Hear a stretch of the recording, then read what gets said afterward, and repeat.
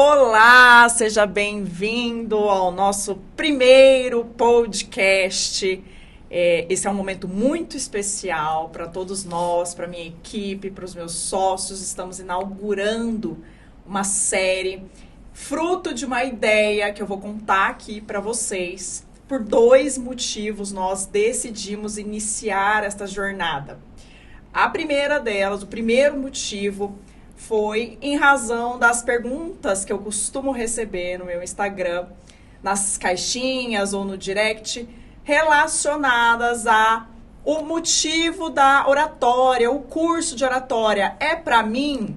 A comunicação é para mim? Ah, Camila, mas eu já sei me comunicar, eu falo bem, eu quero saber se eu devo aprimorar, devo fazer seu curso, como é, para quem é? E aí eu esclareço que a oratória é para todo mundo, para todas as profissões. E eu vou demonstrar isso aqui através dos meus convidados, semanalmente, trazendo pessoas para conversarmos juntos, dialogarmos e mostrarmos que a oratória é sim para todo mundo. Todo mundo precisa, então, o segundo motivo, exercitar. E nós estamos aqui para provar que uma conversa a 2 também é um ótimo exercício para a nossa comunicação e oratória. Hoje eu tenho um convidado muito especial, vou apresentá-lo já já, mas antes eu queria me apresentar. Eu sou Camila, atuo como advogada no escritório Ernesto Borges Advogados. Hoje atuo também como professora, palestrante, mentora em comunicação e oratória, e agora também sou empresária no ramo de ensino, tenho um sócio, todos conhecem, meu noivo Paulo Vitor Liporassi. Nós juntos fundamos o Instituto Laurea de Ensino, e é ele que vai abraçar essa ideia do nosso podcast, dos nossos cursos. Tudo que for voltado para o ensino será lá abraçado pelo nosso Instituto Laurea. Então é um prazer, uma honra estar aqui com você, falando com você hoje em nome do nosso instituto. Agradeço em nome do Paulo Vitor, ele me deu procuração para isso. Então seja muito bem-vindo. Eu tenho um convidado muito especial aqui. Eu quero apresentá-lo, gostaria de apresentá-lo pela maior qualidade dele, que é um excelente churrasqueiro. Um gaúcho de mão cheia. Cheio de bom humor, cheio de bons casos, como um bom advogado criminalista que é. Mas, além disso, lá no detalhe, ele também é pós-doutor, advogado, pós-doutor em Direito. Ele é escritor de livros, fala muito sobre lavagem de dinheiro. Tem uns casos difíceis, nós vamos falar sobre isso já já. E ele é nada mais, nada menos que André Luiz Calegari. Oi, Calegari, tudo bem com você? Oi, Camila, obrigado. É uma honra muito grande fazer parte do primeiro podcast, né? E eu quero dizer que já te admirava muito pela oratória, pela desenvoltura, pelo sistema como tu te comunica. Cheguei até a te propor para nós fazermos alguma aula, alguma palestra em conjunto sobre mentoria, sobre como se comunicar com o público, que eu acho importantíssimo isso. Então, me alegro muito de estar inaugurando esse podcast do Instituto de vocês, hoje está aqui com todos vocês reunidos. Obrigado. Eu que agradeço, queria registrar que seu nome foi suscitado pelo Paulo Vitor, que te admira muito, então já entrego aqui o abraço dele, validado aqui pela nossa equipe. E, claro, foi uma alegria para mim, porque ter você como amigo é uma honra. E então, para iniciarmos o nosso podcast, eu queria agradecer, deixar registrado o agradecimento ao nosso estúdio No Offense. Estamos aqui neste ambiente super bacana, onde eu estou produzindo o meu conteúdo, os meus cursos, e esse podcast vai rolar aqui nesse ambiente gostoso, com a produção, direção e edição do nosso querido Gustavo Gianni, que está aqui. Dá um alô, Gu. Opa! Temos aqui também o Gabriel Araújo, que cuida do nosso tráfego, especialista nisso. Dá um alô aí, Gabs. Alô. Então, para efetivamente começarmos, Calegari, eu sei que você tem muito a nos contar. Hoje nós vamos abrir a caixa preta da advocacia criminalista. Mas eu inicialmente queria saber como foi o início da sua trajetória, a decisão de ser um advogado, e hoje você é uma grande referência para estudantes do direito, assim como professor no IDP, você traz esse exemplo consigo. Então, eu queria saber como é que foi essa influência, onde você decidiu optar pela advocacia criminalista. Bom, eu vou fazer uma confissão, eu não era muito estudioso não na faculdade, né? Até fazer uma confissão que eu faço para poucos, eu era surfista. Então eu ia mais para a praia do que nas aulas de direito. Lá em Porto Alegre pegava umas ondas. No sul, ia para Santa Catarina. Mas depois disso eu comecei a fazer estágio no Ministério Público, numa promotoria criminal. E eu achava muitas vezes que tinha a defesa efetuada, mas a gente conhecia também os buracos, por assim dizer, do processo. E eu ficava pensando, por que a defesa não arguiu isso, né? Aqui não está bem redigido, aqui falta uma prova. Tanto é verdade que logo depois de formado, eu fui nomeado defensor dativo na Justiça Federal de Porto Alegre. Não existia defensoria pública nessa época, e eles nomeavam, a gente fazia uma inscrição na OAB, a OAB mandava uma lista e nós éramos nomeados. Eu gostava muito de ir lá, ficava todos os dias, eram processos volumosos, quase todos prescritos, pelo tempo a Justiça Federal não tinha essa agilidade de processo digital, e eu pegava aquele volume enorme, lembro que tinha que carregar, aquilo não tinha carro muitas vezes, levava aquilo embora. Aí uma diretora de secretaria me dizia o seguinte, olha, você conhece como funciona bem o processo aqui? Eu disse, não. Ela, bom, em determinados processos você tem que pedir isso. Na época existia a defesa prévia. Aí eu escrevia aquilo e os juízes mandavam oficiar a receita, por exemplo. Dizia assim, nossa, como esse advogado é bom, ele se deu conta desse detalhe. Mas eram os funcionários, porque eu era muito simpático com eles, mostrava humildade, que eu acho que essa é uma característica principal do ser humano. Se você não sabe, pergunte. Muito mais fácil ganhar uma decisão sendo humilde do que sendo arrogante. Então, como eu tratava todos os funcionários com carinho, eu passei a fazer quase parte, né, como funcionário da vara criminal. E isso foi me dando assim, um prazer muito grande. Aí, muitos que eu era defensor dativo me perguntavam, você não quer advogar para mim no privado? Eu tenho uma empresa, tenho um crime de apropriação indébita previdenciária. E aí foi crescendo. Então, assim, foi um começo assim, e eu também tenho que confessar, eu era muito metido. Até hoje sou. Eu não tenho muito medo, não. Eu vou indo. Verdade. Eu me lembro que já na faculdade, para pagar algumas despesas dessas ideias do surf, né, um amigo meu tinha recebido uns valores, era uma herança, e ele precisava resgatar, liberar esses valores, e precisava de um advogado, e eu não podia assinar a petição. Mas aí eu fui procurar como é que se fazia, procurei as petições, olhei processos cíveis, que não era a minha área, e pedi para um advogado assinar. E ele disse, mas você tem certeza que está correto? Ele leu, assinou para mim, o meu amigo levantou o alvará, eu recebi minha parte sem estar formado, então eu ia me metendo, Camila. Eu gostava, né? Mas no crime, evidentemente, que aí foi onde eu me direcionei. Quando você entrou para o mundo do crime?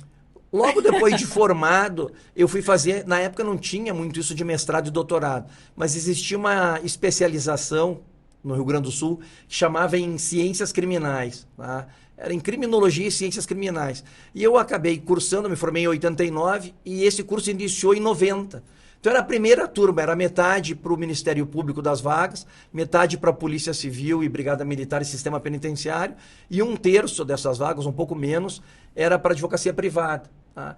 Então foi interessante a interação, mas com isso também eu passei a conhecer muita gente na área a área criminal, da advocacia também criminal, que eram mais velhos, e acabei enveredando. Aí eu gostava muito do que acontecia, sabia interpretar laudos, né? Vi muita coisa, a gente tinha aula até de medicina, né? Porque como o curso era interdisciplinar, eu lembro que na prova de medicina a gente ia muito mal, né? Tirava 6, a nota mínima. E em compensação, os psiquiatras forenses, que eram nossos colegas, também iam mal na de penal, né? E aí foi isso, eu fui gostando, fazendo boas defesas. Logo em seguida eu fui contratado e eu fui falar com uma juíza criminal, humilde. Ela, mas doutora, o que eu posso fazer aqui? E ela assim, não, o ideal seria fazer isso, ou talvez até impetrar um habeas, porque eu não vou soltá-lo. Um habeas, carinhosamente chamado de habeas. Não, e aí eu vou para Porto Alegre, isso era no interior, era numa cidade perto de Porto Alegre, como se fosse cidade satélite daqui. E eu vou para casa, olho aquilo, vou impetrar esse habeas. Nem sabia direito fazer um habeas corpus, né? Mas fiz o habeas e ganhei a liminar. E lá na época se cumpria assim, ia se despachar na casa do plantonista, tinha tribunal de alçada. Era um desembargador, se fosse tribunal de justiça competência, e juiz de alçada, sérgio de alçada. Fui na casa dele. Ele despachou, datilografou o alvará, tinha que comunicar a SUSEP, que era o serviço penitenciário, a gente foi lá e soltou. Eu chego na semana seguinte para fazer audiência de interrogatório, na época o interrogatório era antes, e a juíza me olha, o senhor aprendeu direitinho, né? Eu dei o caminho, o senhor cumpriu. Mas a senhora disse que era o caminho, era esse.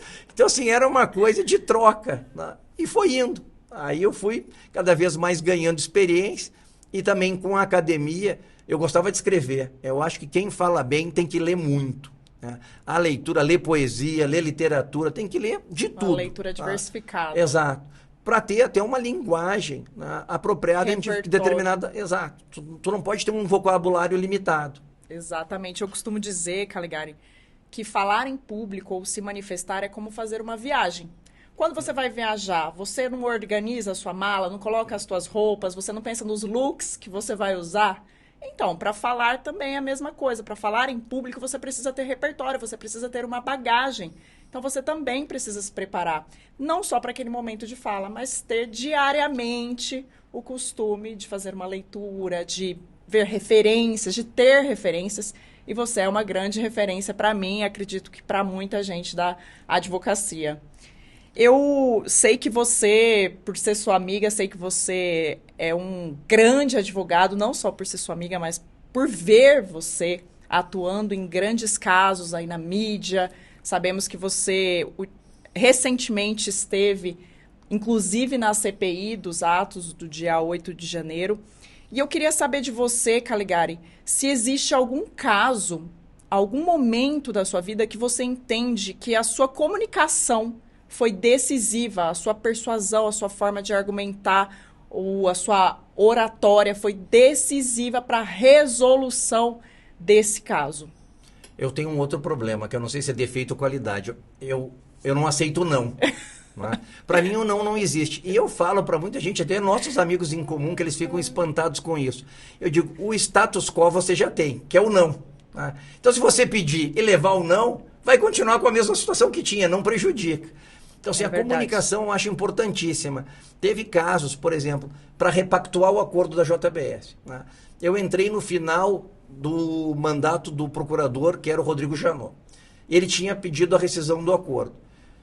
Nós fomos lá, depois entra em seguida a Procuradora-Geral da República, que era a Raquel Dodge, não nos recebia. Mas nós íamos lá quase que mensalmente, falávamos com a equipe que tratava desse assunto. Muda para o doutor Augusto Aras. A gente vai lá e pede a ele audiência, conversa, ele disse não. E eu sim.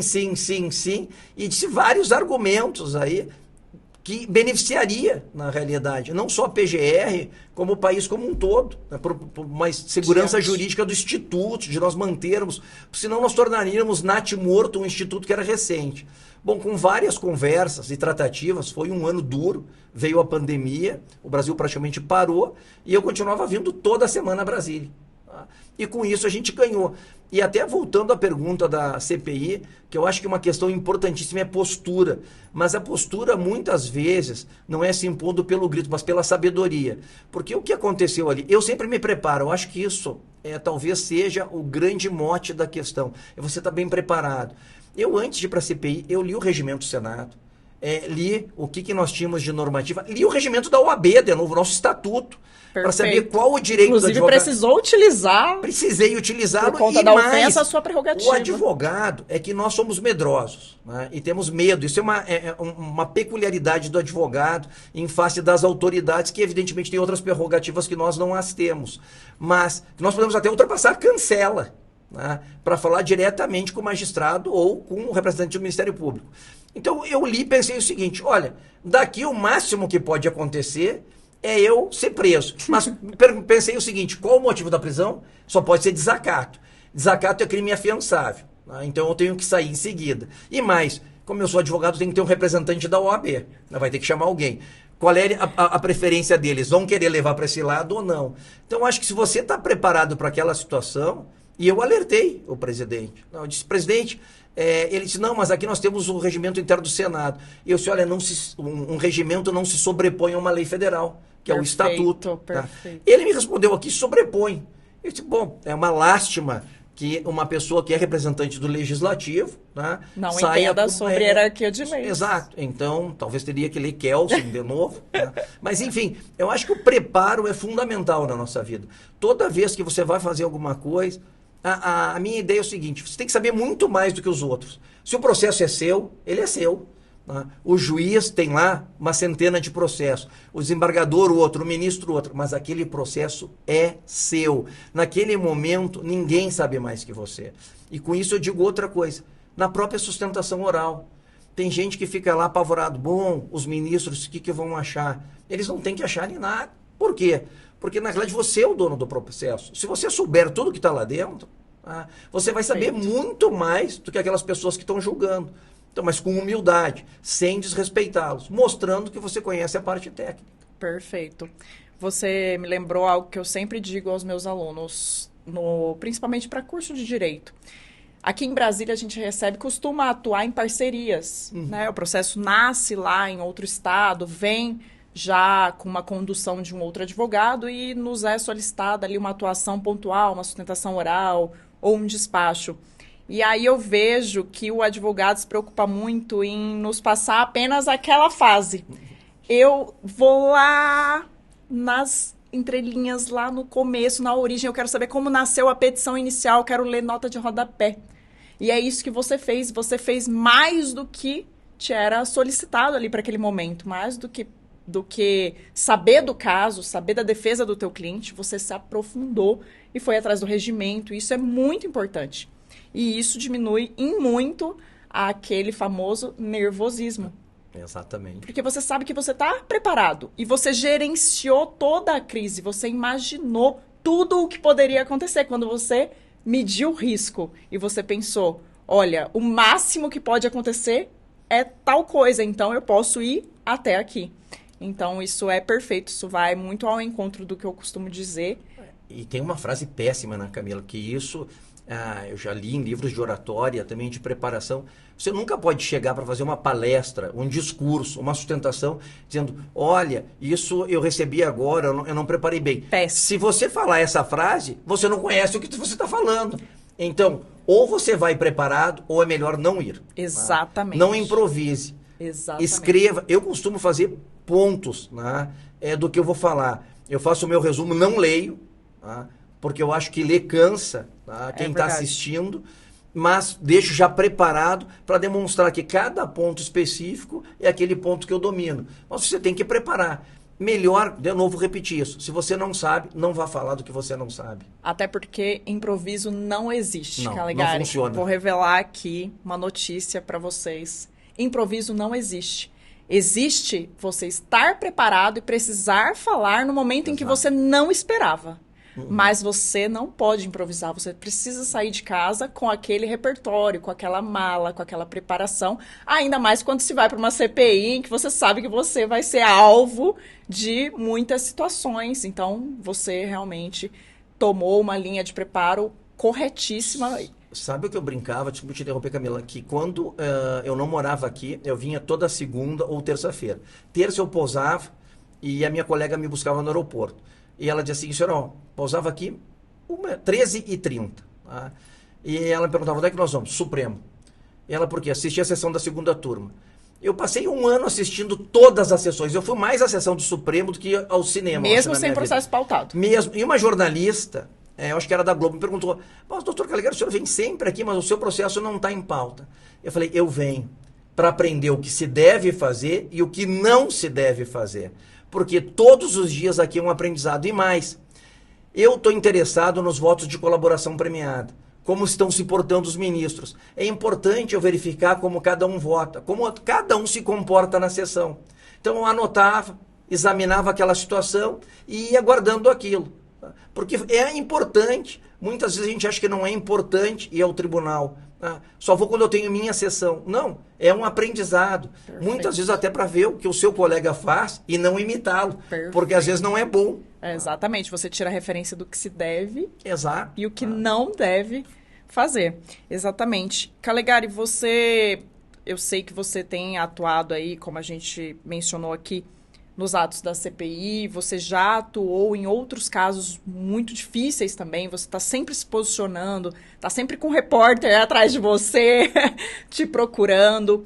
E teu cliente te procura num momento de aperto, momento em que ele está ali, momento decisivo para a vida dele.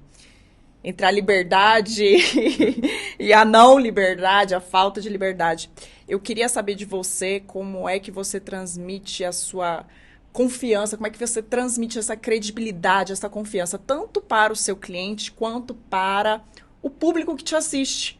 Como é que se forja esse advogado? Porque só de olhar para você, eu sinto confiança, você transparece isso. Como é? Qual é o segredo? Com o cliente, eu aprendi isso logo no começo da advocacia. Advogava para um médico e tinha uma audiência que era de testemunhas abonatórias, no interior do Rio Grande do Sul.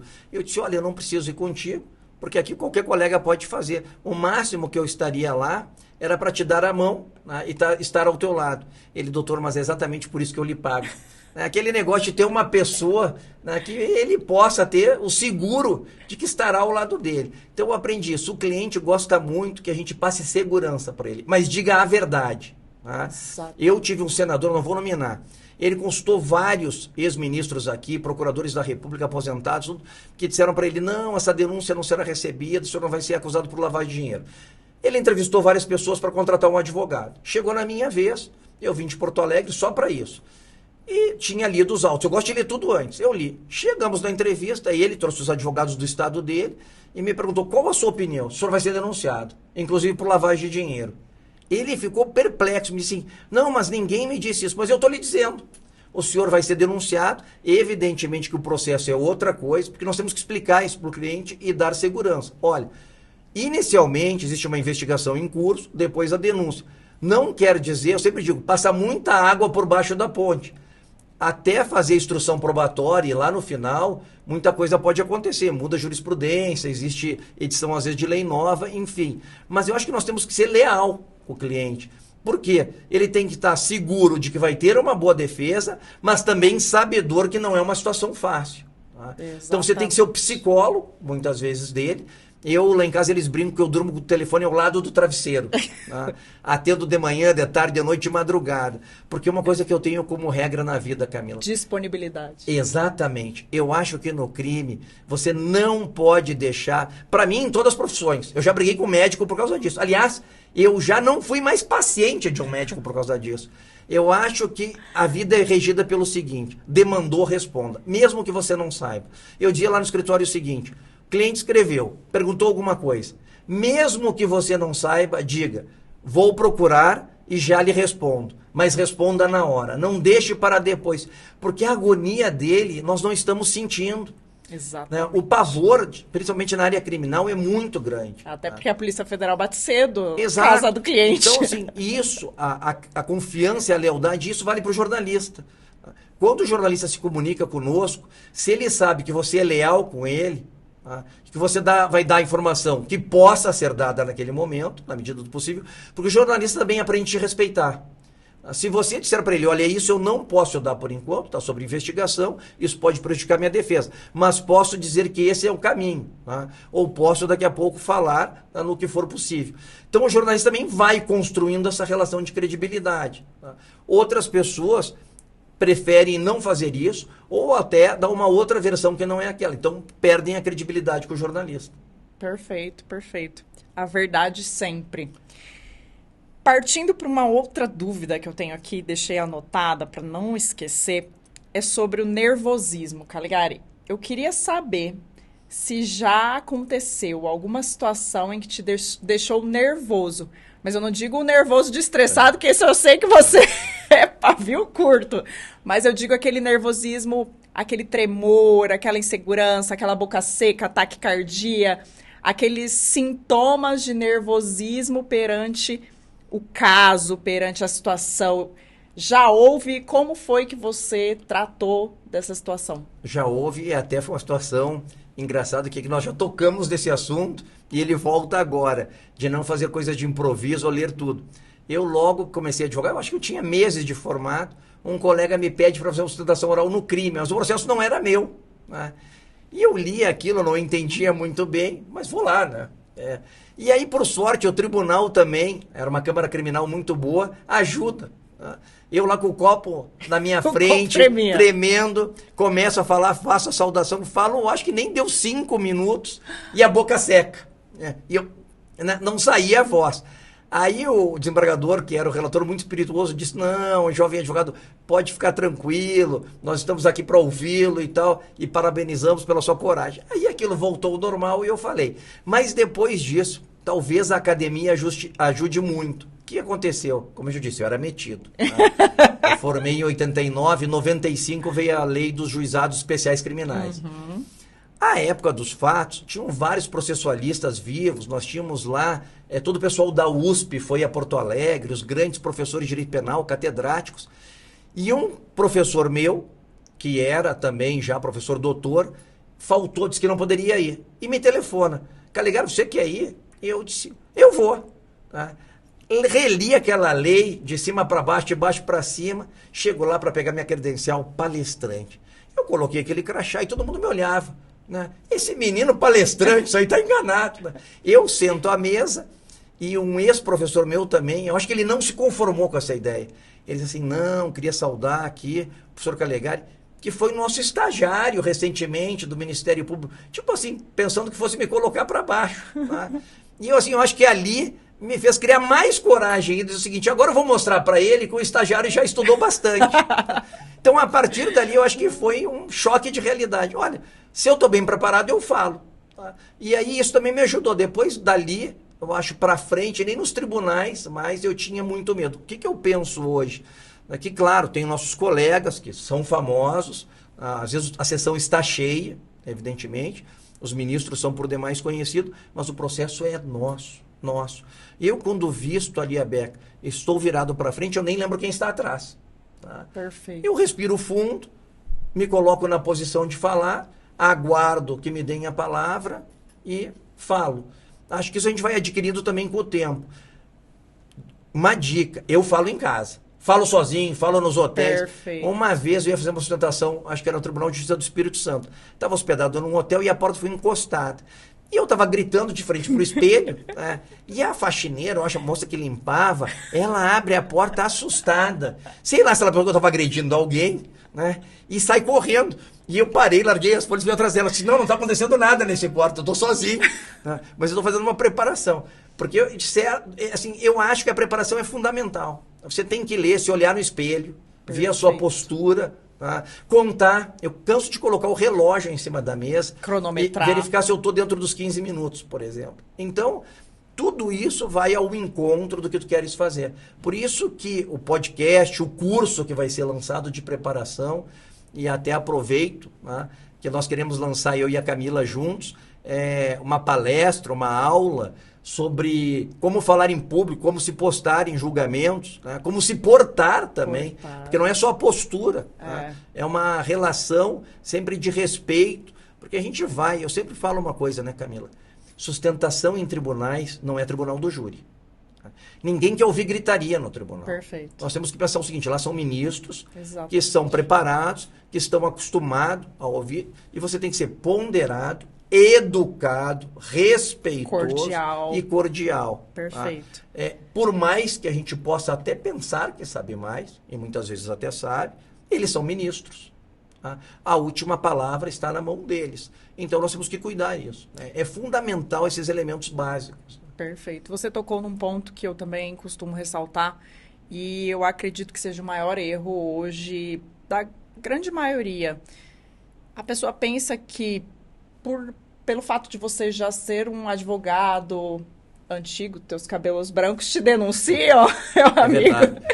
Mas que você chega lá e fala, e não é isso. Existe um bastidor, existe um ensaio, existe uma projeção positiva, porque você já visualizou aquele momento, você já passou aquele roteiro várias e várias vezes na tua cabeça. Você já foi despachar com os integrantes daquela turma, daquela câmara, então você já criou essa proximidade. Quando você chega lá, você faz a tua respiração. Então, é importante observar que existe existem aí várias técnicas que você está utilizando para que aquilo dê certo. Não é simplesmente chegou lá o André Calegari, sustentou e ganhou.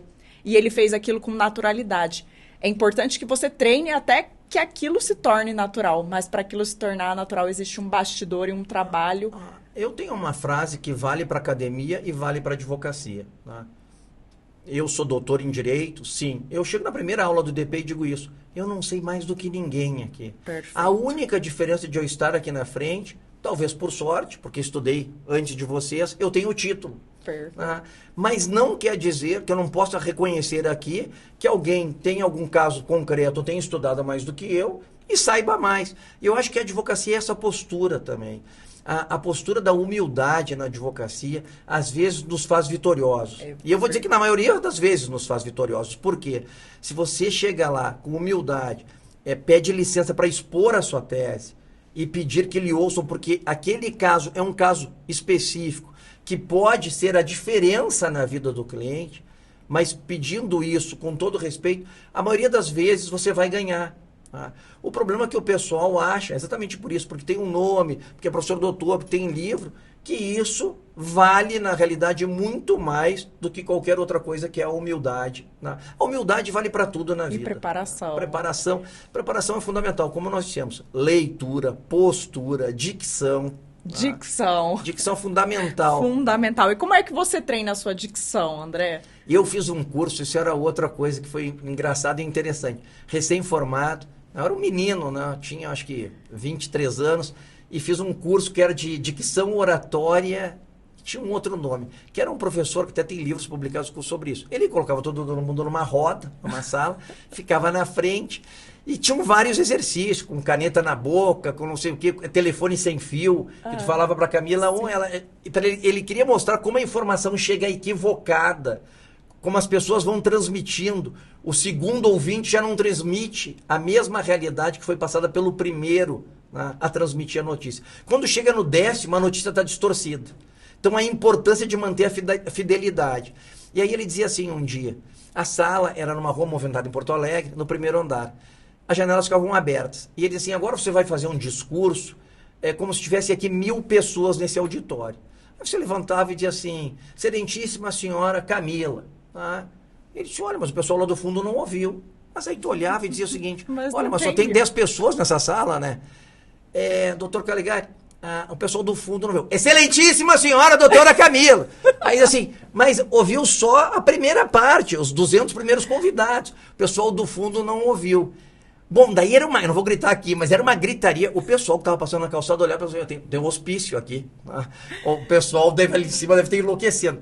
Então, era muito bacana, porque essas técnicas parece que não ajudam, mas ajudam muito. Você buscou isso muito cedo, isso é muito importante. E eu busco e continuo aprendendo. Por isso que eu disse, eu te vejo e te admiro, porque eu sempre aprendo, Camila. Eu vejo Camila lá falando, né, eu acompanho tuas postagens, eu assim, isso eu não tinha percebido. Porque esse é outro erro nosso, a arrogância. Tá? Aí eu já sei. Não, ninguém sabe tudo. A gente aprende todos os dias. Então, esse é o interessante da coisa. A gente tem que prestar atenção e sempre achar um detalhe. Não falar com objetos na mão. Né? A pior coisa, ele explicava isso. Só com uma caneta na mão. Daqui a pouco voa a caneta, acabou. Ninguém mais presta atenção na tua palestra. Exatamente. Tá? Não sei se você se lembra da campanha do ano passado, 2022, em que uma candidata à presidência apontava a caneta para a imagem e parecia que ia furar o público. Então, isso é terrível, segurar objetos. Mão no bolso. Mão no bolso, segurar objeto, ou aquele movimento repetitivo, seja de arrumar o cabelo, ou de fazer tec-tec-tec com a caneta, isso tudo é desaconselhável. Nós falamos aqui, em algum momento, sobre sustentações orais. E aí eu me lembrei sobre a pergunta em relação à tua primeira sustentação oral. Como é que foi isso? Como é que aconteceu essa primeira sustentação oral? Como é que você se preparou? E como é hoje? Qual é a diferença se você pudesse assistir o André Calegari daquela primeira e para o André de hoje? Parte dela eu contei que foi aquela que eu engasguei, né? Mas eu acho essa pergunta muito interessante, porque como era o André naquele momento e como é hoje. Naquele momento eu não tinha... A gente vai adquirindo também a bagagem, né? Vai olhando os outros, por isso que eu acho importante ir aos tribunais. Uma vez, quando meu filho era pequeno, ele entrou em casa e disse assim, eu não sei, o meu papai passa todo dia que eu chego em casa, na semana, vendo os padres na televisão. Eu não entendo que programa é esse. Os padres eram os ministros do Supremo. Ele via lá 11 pessoas de preto falando, e ele olhava assim, eu não sei, ele fica vendo esses padres à tarde, tá? Porque às vezes eu ficava em casa a tarde toda ele, assistindo padre. E ele chegava e via aquilo. Então, eu acho que a preparação é isso, né? Como é o André daquele tempo, como é hoje. Hoje eu entendo que eu não estou preparado. Nunca nós estamos preparados. Por quê? Verdade. Cada situação é uma situação Desafio, diferente. É um desafio, mudam as leis, mudam os métodos. Hoje, evidentemente... Muda o entendimento. Muda o entendimento. Hoje tem processo eletrônico. Às vezes os ministros já circularam o voto. Então, é uma questão pontual que vai decidir. Você ficar lendo lá na frente... me perdoem os que gostam disso. Se você vai ler um memorial, entregue para o ministro. Porque ele também vai ler. Ele sabe ler. Pois a gente tem que partir desse pressuposto. Qual é o diferencial na sustentação? E eu digo, tem gente que critica, é pouco tempo. Eu não acho pouco tempo. Se você sabe o seu processo bem e sabe aproveitar o tempo, aquele tempo é fundamental para você. Porque o que você tem que dar lá na hora? É o distinguish. É o que vai diferenciar o caso para o ministro poder julgar e lhe dar decisão favorável. Mas claro que o André do passado era acanhado, tinha medo de falar, e a gente hoje suspira ainda, suspira. Quem mentia, tinha um advogado no Rio Grande do Sul que dizia assim, ele era de júri. Quem disser que não treme antes do júri, né, mesmo já tendo uma centena deles, está mentindo. E a mesma coisa na sustentação. Claro que lá tem um público muito grande, hoje é televisionado, você pode acessar, então evidentemente que a gente tem medo. Mas também, se você está bem preparado, esse medo na hora desaparece. É verdade. Eu costumo dizer que existe uma dose de normalidade no nervosismo. Exato. Se você não está se sentindo nervoso, é porque você está morto. Exato. O nervosismo faz parte. E é um nervosismo que é fruto do comprometimento e da sua responsabilidade. Fruto de algo que você se sente responsável em resolver. Então, aquele pequeno nervosismo vem... mas ele vai desaparecendo, vai diminuindo. Camila, eu sempre fico lá vendo o pregão. Tá? Aí quando chega perto do meu processo, mesmo sem ter vontade, eu disse, acho melhor eu ir ao toalete agora. O que é isso? Nada mais é do inconsciente dizendo, você está nervoso. Exato. É o sistema interno do organismo dizendo, olha, vai se preparar porque agora vai ser a sua vez. Exatamente. Mas é evidente que o ser humano tem o medo, e é natural Exatamente. Que não o tenha, porque senão, que nem tu disseste, nós estamos mortos. Exatamente. Tá? Mas a gente supera isso. Até nas palestras, eu leio minhas palestras. Antes de proferi-las, eu leio. Sempre. Em voz alta. Em voz alta, fico trancado em algum lugar lendo. Cronometrando. Parece uma coisa de maluco. Quem está ouvindo, pensa, ele está falando para quem? Recentemente eu fui no IDP com o ministro Alexandre de Moraes. E todo mundo diz assim, mas que coragem. Até hoje eu recebo mensagens sobre essa palestra, que era sobre o juiz de garantias. Eu levantei, saudei o ministro e discordei de tudo. E ele liga o meu microfone e diz assim, Calegari, primeira advertência. No Meires, segunda advertência. Mas assim, no fim todo mundo aplaudiu, porque se você conhece o tema, ontem eu até acabei falando com ele, e ele disse, não, realmente dominava muito o tema. E é isso que eu digo, as pessoas te respeitam também pelo domínio do tema. Perfeito. Se você domina o tema sem ser mal educado. Você dominar o tema não quer dizer desrespeito com o outro.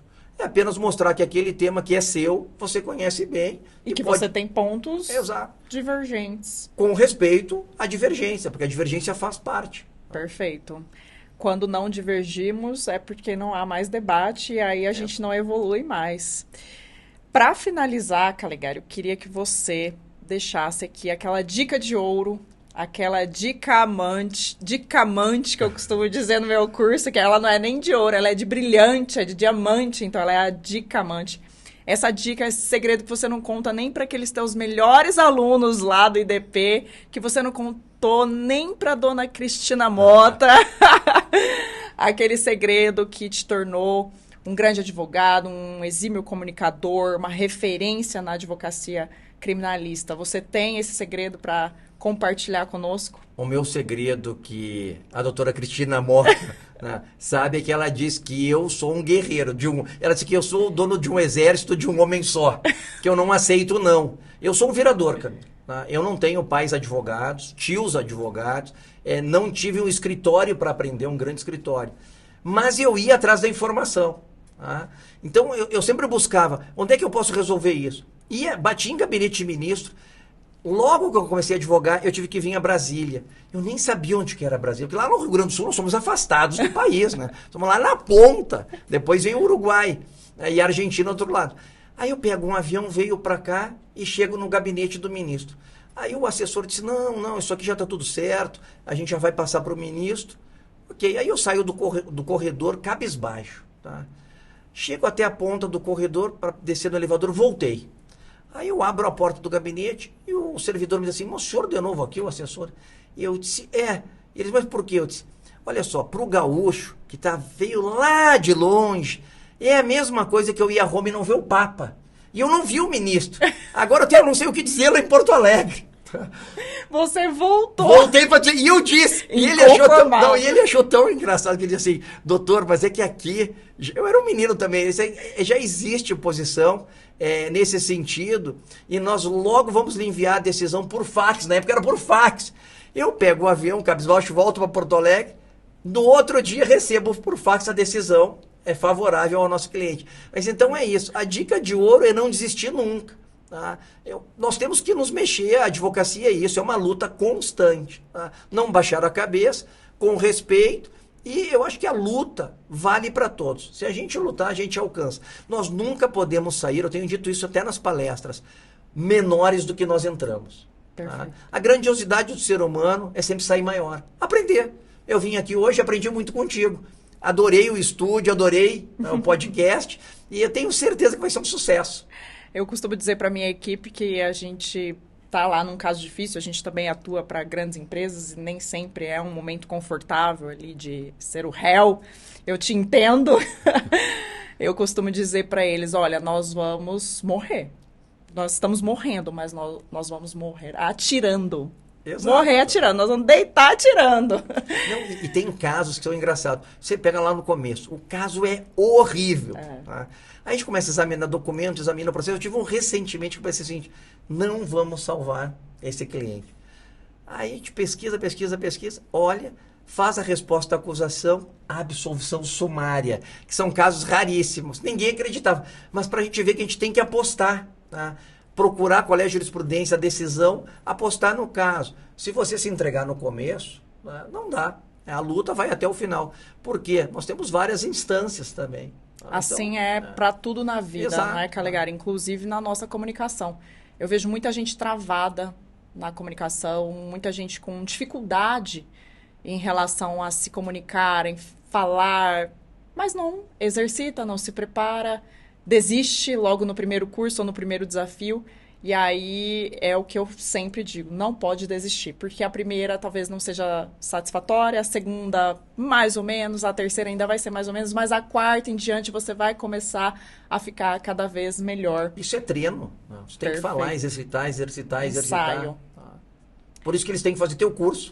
Exatamente, você tá de parabéns, você é uma referência para mim, vai ser uma honra ministrar essa aula com você lá no IDP, estaremos lá, 2024 nos aguarda. Com certeza, eu vou lá ser teu aluno na realidade. Imagina, nós vamos, eu que vou aprender com você ainda mais. Obrigada pelo convite da aula e obrigada por estar aqui comigo hoje, gravando esse primeiro podcast super especial. Você ficou marcado aqui na nossa agenda.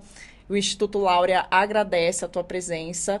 Até mais, vamos produzir mais conteúdo, porque você é uma fonte ilimitada, viu, meu amigo? Vamos sim, eu que agradeço uma vez mais e o Instituto será um sucesso, como todos os podcasts, pode ter certeza. Obrigada.